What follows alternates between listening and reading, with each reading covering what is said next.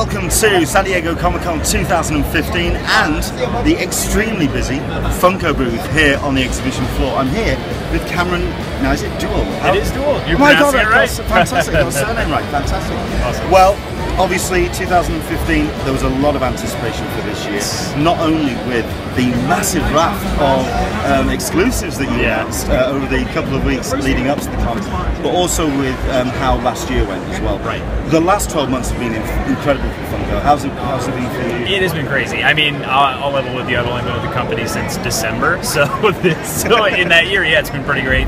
They added me, you know, I've heard about Comic-Con since I started. That was like one of the first things we started talking about in regards with the con was how are we going to do the line this year? How are things going to be different? How are we going to keep exhibitors away and let really just the fans was that the main concern, especially off last year? Oh yeah. I mean, I think our biggest complaint was the doors open at 9. And by 9:01, it's capped. And how is that possible? Are people running that fast? I don't believe that that's the case. So it's got to be, you know, exhibitors or something. So we really want the emphasis to be on providing a fun experience for our fans and for, you know, showing off our newer lines, trying different approaches to figures that we've done before, kind of bumping things like vinyl sugar and pop cheese, which made its debut here. So you know, the emphasis this year is really on our growth, honestly. Well, I mean, it's been incredible, just the lines you've introduced, like you were saying, with but also the Dorbs, which have just done really fantastic. The different lines. Has it been a case of kind of like increasing the lines to keep up with demand, to feed that kind of that monster that's grown? It just seems like, you know, we're on this roll where it's like, oh, let's try that and let's try this, and you know, I think like my first week at Funko, we had one meeting. I was in with Brian, our CEO, and he was basically like, all right, so there's 2 items on today's agenda. One of them, we're going to start a new line. It's going to be called Vinyl Sugar. Here are the 4 subsets of it. All right, I already bought all the things we need, so we're good. And then also we're going to do a box service with Marvel called Collector Core. Any questions? And we were all just like, am I going to get any free time at all? I was so excited because he was like, we're going to put this in it. And he like put the whole box on the table, and we're like, all right.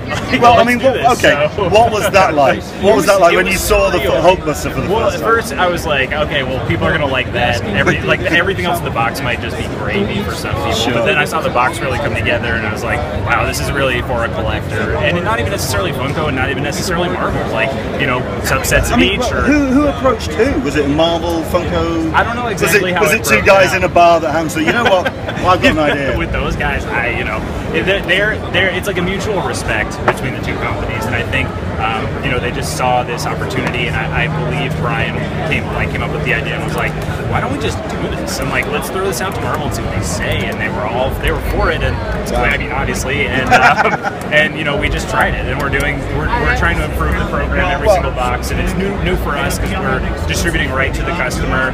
We're you know, it's a bi-monthly box, and you know, just kind of watching the mechanics of it. I've known about it since December, and I've only seen 2 boxes go out. So, well, okay, you don't have to give me any numbers, but when you were kind of like working out or guessing how many, you know, an optimistic number. I mean, how far did it go beyond that number? It must have been about order numbers. Yeah. Oh my gosh! So we had a whiteboard in our marketing department that was like everyone could go in and guess, and like everyone could write in, and like some people would be like 5,000. Some people would be like 200,000 like first day. So it was kind of like no one really knew, and I think honestly the person who was closest was Brian, because that's always what happens. Like he was like pretty close always. So I don't really remember the numbers specifically, but it was better than we anticipated. You know, for our first box, we were really excited about it. Cool. Well, I mean, Marvel obviously is a fantastic success between yourself and Marvel. Any other plans for other companies? What's on the horizon? I mean, that's a great question. We're definitely interested. I mean, we have seen the power of this box. I'm certain the other brands as well have just gone. We like the way this has worked. So. Totally, and we have so many licenses. We could do whatever we want. Like we could do all sorts of things. So the possibilities there are endless, and also a common theme in a lot of the collector core boxes are the kind of pushing or promoting new products. So the first box had the first Dorbs ever to hit the market with the Ultron one, and then the most recent one had the first Pop Tea to come out. So like that's kind of an exciting element, and also the ability to provide all exclusive content for Marvel. I mean, like you said, it's a great company. We love working with them, and I think there are definitely companies that might be interested in it. But for now, it's just Marvel. Just focus. I would say vote with your wallets. Like with everything here, it's like if you want to see more of something, vote with your wallets. I mean, that says a lot about the amount of, well, let's talk about the sheer raft of the exclusives that were announced for this year. But I mean, obviously there were some major headliners in there in terms of the Brian Fuller, which I can imagine is going to go in a heartbeat, and that's going to be that's going to be insane. Yeah. And of course the Batman versus Superman dual pack. Have there been sort of like ones that you've have just been maybe surprised that you've just gone, okay, that's sold better than we kind of expected? Yeah. And I, the first one that comes to mind is Regina from Once Upon a Time, because that's a line we get a lot of interest on from customers. When are you going to make it? We'd love to have one. And we just had them like, oh, I don't know, check back often. You know, we have product announcements every week. So when we announced that one, they were like, it's coming. Like, there's a line coming. I hope there's a line coming. And like, all these people think, you know, there's only 500 of one character, and then they get the box and look on the back and see there's a whole line. That's been really fun. It's been fun to watch because I'm part of the social media team too, so we're on Twitter all the time, and it's just so much fun. And you're just seeing the buzz going. The last 24 hours have been so funny because it's people who are like so excited and anxious, and then they get it, and they're like, look at all this stuff, and like, look at the Once Upon a Time. So that's one that I think people are really surprised by, or actually surprised me. The other thing was the Blackout Ant-Man was surprising to me. It kind of was. It kind of was, because I thought we had done a lot of Ant-Man already. Like we had the box, we had we had the a number of the variants that we glow in the dark, the yellow jacket. Yeah. So we had a lot, and then people were like, Blackout Ant-Man, I love that one. And the Unmasked Leia was another one where I was like, I like that one a lot personally. Excellent. Well, I mean, you've been keeping an eye on the social media, and obviously you do see not only the raves for the site. I mean, have there been? We see the rages. Oh, absolutely. I mean, okay. So let's cover that very quickly. I mean, we touched on it very briefly at the beginning. Obviously, the exhibitors was a big concern. Yeah. I mean, obviously there is that resale value. I mean, there's demand. It just shows demand for Funko, absolutely. But you're wanting to get them into the hands of the customer. That's fine. So, have you managed to do that this time? What's been the take so far? I think so. We've had some customers come up after they go through that line, and they're like, look, the line was pretty rough this year, but comparatively it was better than last year. There was more than I expected, even though I got in the line after X amount of time. The big thing is limiting people to one of each item. I mean, I've been speaking to a couple of, certainly we had a question come from Kerry from the unofficial blog when I was talking about, and she was talking about the crossing of the badges perhaps. But I mean, I can imagine just administrating that can be such a nightmare. Well, and someone came up and was like, well, I am an exhibitor technically because of my badge, but I'm a huge Funko fan, and like showed us all these pictures, and it actually come to our offices before, and we were like, well, we're in this conundrum of like, well, you're here before everybody else though, and yet we know you would love it, but it's kind of this unfair advantage, and so we look at it that way. Awesome. Either way, it's frustrating for us. Absolutely. We're kicking people out. I think it's just sheer demand as well, because there's the popularity of the brand. That's fantastic. Yeah. So obviously Comic-Con, we did this day one, and obviously the piles are slowly disappearing. I mean, the Hulkbuster, which will fall into the video as well, is just a great addition to the site and to the stand. Where can we see Funko go in other cons, for example? Are you going to NYCC? We will be at NYCC. I believe this is the first year that we'll be there. Oh, wow. And we will bring the full booth. I don't know what the core booth is going to look like. I don't know what giant pop we're going to have. I can imagine at this point you can't actually imagine what you're going to have for dinner at this point. No. Well, especially so we all show up to set up yesterday, and we're like, what's in that box? And then we're like, oh, let's just open it and start like putting it together, and it's this giant Hulkbuster pop no one knew was coming. And we were like, all right. So I'm pretty unfazed by anything after that.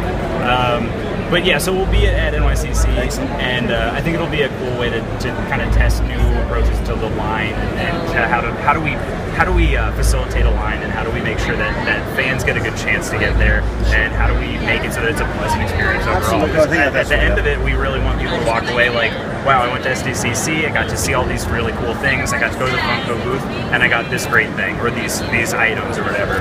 And I know that there's this perception that people are coming just to buy it and like sell it on eBay as soon as they get out. And we hate to see it, but I believe that the people who get in line and wait for hours, I want to believe deep down that they're just like... They create walls of Funkos. Which you do, you see it. And that exists too. That exists well, equally, obviously you've got the Funko Friday as well, which is... Fundays is tomorrow. I have not been to a Fundays. This is the biggest one we've ever done. It's 1,000 people. And from what I've heard, it is a chance for Brian to like be the... He MCs the whole thing. I've seen YouTube video. He's definitely in his element. Oh yeah. He's... yeah, he's like Bono for a night. He gets so excited. And so I think for him this year is so big, and like, you know, he's been with the company for 10 years, and he's really helped it grow and become this big force to be reckoned with. And so it's kind of like a big ceremony for him to just like, you know, take it all in. But it's Woodstock for Funko. It really is, because he's like, oh, here's a box of like protos, like throws it out. Yeah, exactly. like it's nothing. And people, I don't know. I saw pictures from last year and it looked scary. Like it did look rather raucous. They were like, here's a short video, and it's like all this, like this sweeping video of like this big room and all these people having fun, and then all of a sudden people are like throwing chairs around and people don't have shirts on and stuff. I'm like, this isn't safe. I can't be there. Oh, but I bet you're looking forward to it. Yeah, it's gonna be great. The back of the room. Yeah, I'll be in riot gear. Crying a little. Yeah. Fair enough. Excellent stuff. Well, thank you very much indeed for talking to us. I'm now going to do a little bit of an addition for just the English bit now, because obviously in the UK, same drill. It's becoming incredibly popular. I know that they're sold through the Forbidden Planet, I believe, in the UK. Yes. Is that the main distributor for in the UK? Is that how it works? Because they're starting to show up in places like Mankind and little sort of like satellite shops, but is Forbidden Planet where they're like the funnel? I can check on that and get you the actual information. I know that that's one of the big ones, but I know that there's also there's like a big main distributor. I can get that info. It's just that they are starting to appear everywhere. In the UK, the numbers are really going through the roof as well. It's awesome to see. We want to get that stuff over there. Can we see Funko coming over to the UK perhaps for, I don't know, London Super Comic Con or London Film Con? It's certainly not out of the realm of possibility. I mean, we are. I think every year it's just kind of like, okay, let's do SDCC well, and then okay, now we're going to focus on NYCC, and then we're going to try to be at Emerald City Comic Con because it's in our backyard. We didn't have a booth this last year, but we will hopefully get something going for this next year, at least maybe an exclusive or two or something. So, and then you know, we're definitely interested in it, but it's just hard because once we do another one, we'll want to do like all. Okay. You know. So yeah, it's a big production. We'll fully expect by 2020 Funko Galaxy somewhere. Yeah. They'll do it on the moon somewhere. Just have little bases all over the world and have everybody like, all right, Funko Con. Funko Con. We'll just do that. That could listen. Don't say that and throw it away, because that is very. That would be fun. I think there's the demand for it. I think we've shown that here on the site. That would be amazing. Cameron, thank you very much indeed for your time. My name's been Leonard Sultana. This is San Diego Comic Con, and this has been the incredible Funko. You can buy the box for $25.